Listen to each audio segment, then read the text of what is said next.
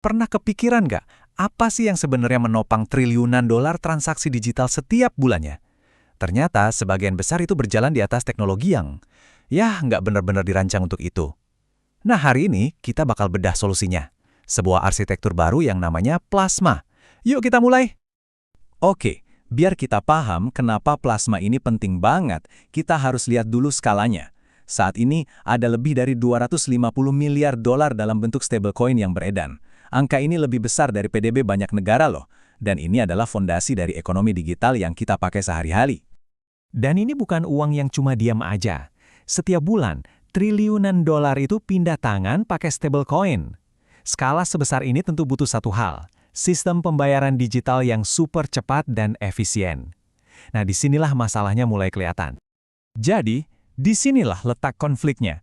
Kita punya revolusi stablecoin, sebuah pasar raksasa, tapi berjalan di atas fondasi yang kurang pas.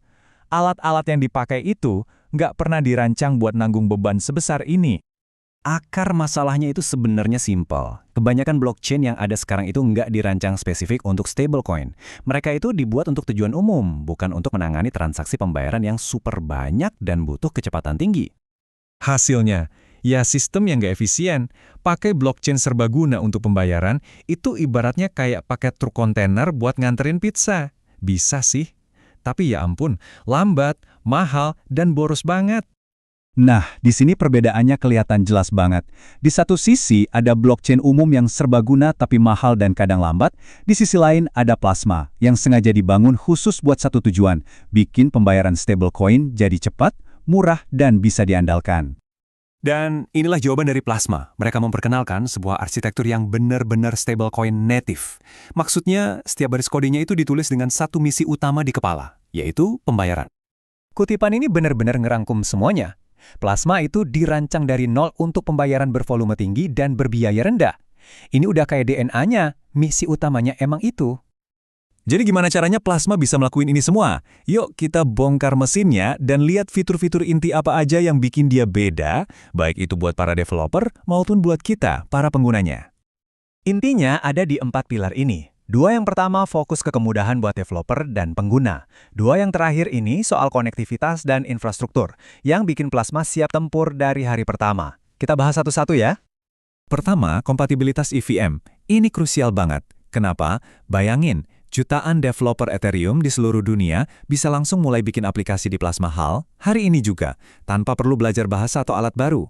Ini kayak kita kasih mereka jalan tol, jadi nggak perlu bangun jalan dari awal. Adopsinya jadi bisa cepat banget.